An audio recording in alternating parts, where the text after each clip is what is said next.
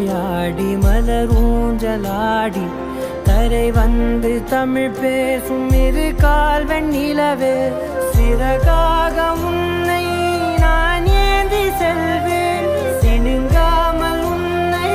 நான் பார்த்து கொள்வேன் ஒரு கோடி இன்பங்கள் உன்னை பார்த்த நொடியில் நான் வாழும் நாள் மட்டும் நீ எந்த மடியில் உன்னை ஈன்ற பொழுதிங்கு கடவுள் தன் முகம் பார்த்த பொழுது பாதம் தொழுது